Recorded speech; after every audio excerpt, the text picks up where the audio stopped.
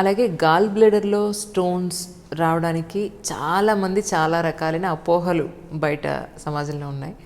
దానికి రీజన్ ఏమిటి?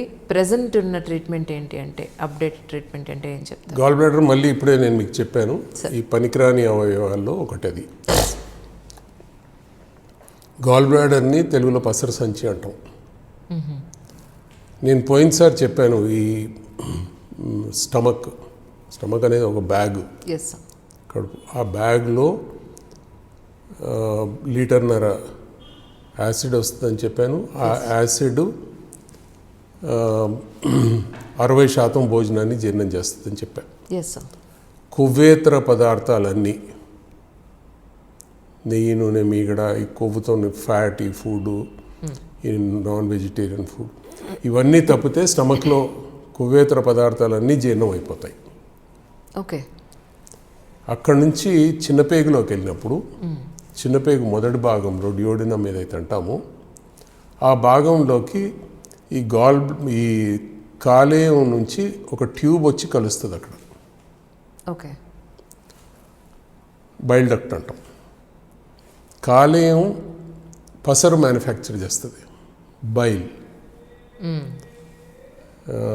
ఆకుపచ్చ పసుపు రంగులో ఉంటుంది.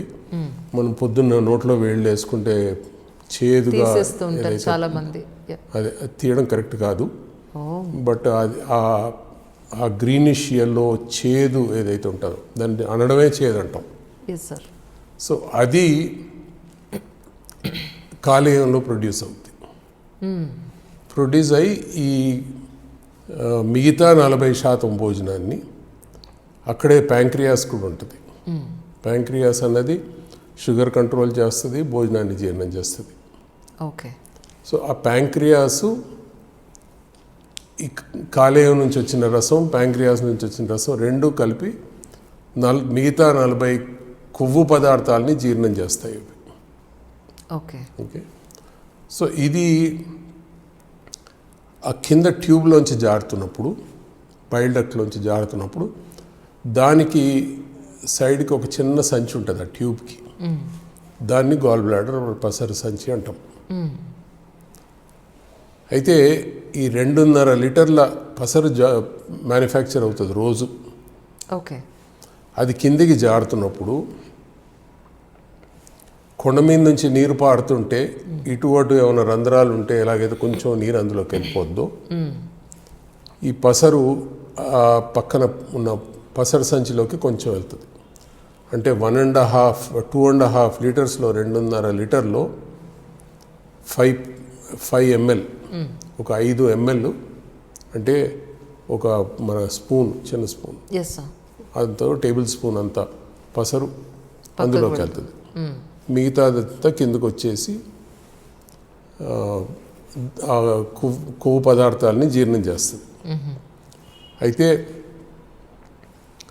మన బాడీలో ఒక రూల్ ఉంది, ఫ్లూయిడ్ ఎక్కడ ఆగొద్దు. ఓకే. మీకు రక్త ప్రవాహం ఉంది, అది కంటిన్యూస్గా నడుస్తూనే ఉండాలి. అవును సార్.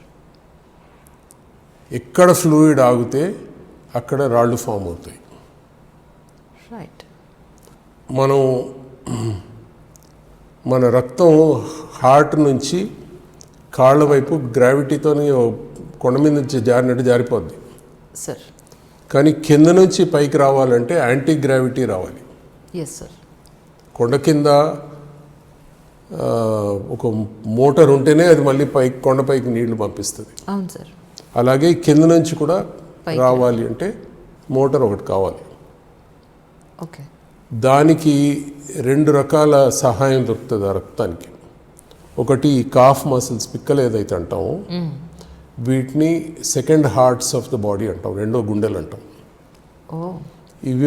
ఇవి బాగా గట్టిగా ఉంటే అవి స్క్వీజ్ అవుతూ ఈ రక్తాన్ని పైకి పంపిస్తాయి. ఎలాగైతే హార్ట్ స్క్వీజ్ అయ్యి రక్తాన్ని బాడీ అంతా పంపిస్తుందో, ఇక్కడ నుంచి అవి స్క్వీజ్ అయ్యి కింద నుంచి పైకి పంపిస్తాయి.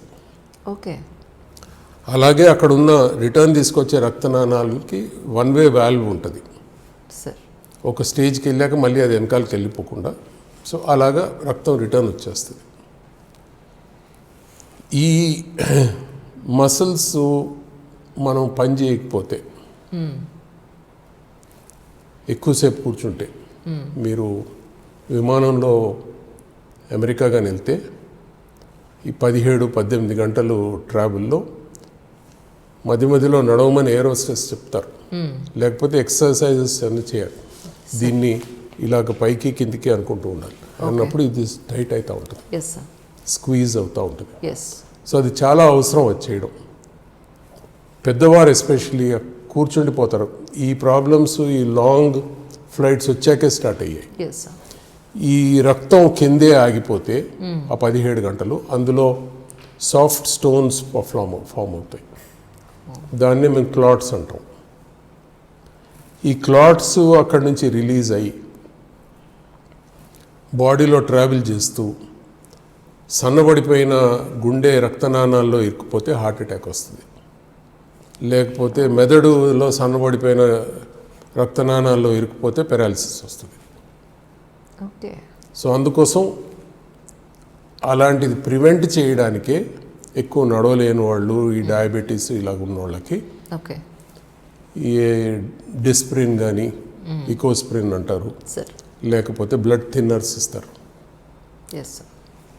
సో కమింగ్ బ్యాక్ టు మన సబ్జెక్ట్కి వస్తే, సార్, ఎక్కడ ఫ్లూయిడ్ ఆగిపోతే, మూత్రపిండంలో కానీ మూత్ర సంచిలో మూత్రం ఆగిపోతే ఎక్కడైనా కొన్ని కారణాలు ఉంటాయి దానికి. డైవర్షన్ అంటాం, డైవర్టిక్లం అంటాం. సో అలాగ అందులో పోయి ఇరుక్కుపోతే మూత్రం, అక్కడ రాళ్ళు ఫామ్ అవుతాయి. టోటల్ ఆరోగ్యానికి ఇక్కడి నుంచి ఇక్కడ వరకే మెయిన్, ఏం తిన్నాము, ఏం జరుగుతోంది అనేది. అలాగే సార్, ఈ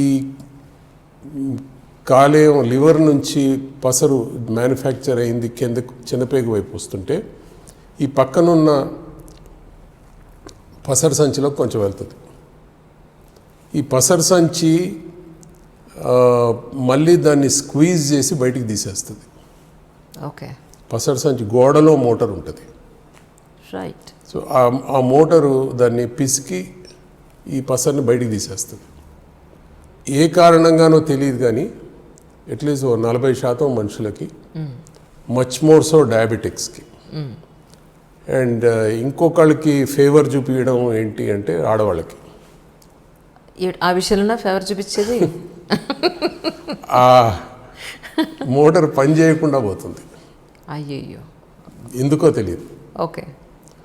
సో ఆ మోటారు ఆగిపోయేసరికి పసరు అందులోనే ఉండిపోయి అందులో ఎక్కువ కొవ్వు ఉంటుంది, అందుకే ఆ పసుపు రంగు అది కూడగట్టుకొని రాళ్ళు ఫామ్ అవుతుంది. ఓకే. ఈ డయాబెటిక్స్కి ఎక్కువ వస్తుంది సార్. సో ఆ రాళ్ళు ఫామ్ అయినప్పుడు లోపల ఇన్ఫెక్షన్ కావచ్చు, లేకపోతే పసరు సంచే రాళ్ళని బయటికి తోసేయడానికి ప్రయత్నించవచ్చు.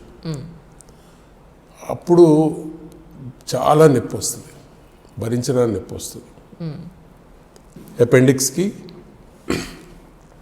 పసరు సంచికి డిఫరెన్స్ ఏంటంటే రెండు రాళ్ళు ఫామ్ అయినందుకే ఇన్ఫెక్షన్ వస్తున్నాయి. అదేమో మలంతో కూడగట్టుకున్న రాళ్ళు, ఇది పసరుతో. అయితే దానికి దీనికి డిఫరెన్స్ ఏంటంటే ఈ అపెండిక్స్ వాల్ థిన్గా ఉంటుంది, దాని బ్లడ్ సప్లై స్టాప్ అయిపోయి బర్స్ట్ అవుతుంది. ఇక్కడ ఆ ఆస్కారం అంత ఉండదు. ఇది కొంచెం బ్యాగ్, పెద్ద బ్యాగ్, వెడల్పైన బ్యాగు. సో అందులో 1-2 రాళ్ళు తీసాం, గోల్ఫ్ బాల్ అంత సైజు రాళ్ళు తీసాం, ఒక 800 నుంచి 1000 రాళ్ళు కూడా తీసాం. సో అయినా అవి బర్స్ట్ కావు. బర్స్ట్ అవ్వడం అనేది చాలా రేర్. ఇంకో అడ్వాంటేజ్ ఏంటంటే అందులో ఇన్ఫెక్షన్ రాగానే పక్క నుంచి చిన్న పేగు, పెద్ద పేగు, స్టమక్, కార్జం, దాన్ని ఒక బిడ్డని తల్లి ఒళ్ళో తీసుకున్నట్టు చుట్టేసుకుంటాయి.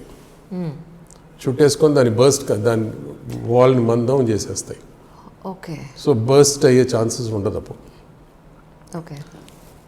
అయితే మాకు సర్జరీ కష్టం అవుద్ది. ఆ పేగులను అంతా సపరేట్ చేసి లాప్రోస్కోపీ ద్వారా చేయి పెట్టేసి చేసేస్తే ఈజీ అయిపోద్ది. కానీ లాప్రోస్కోపిక్ ద్వారా చాలా హై టెక్నిక్ కావాలి దాన్ని సపరేట్ చేసి అందులోంచి గాల్ బ్లాడర్ తీయాలి అంటే.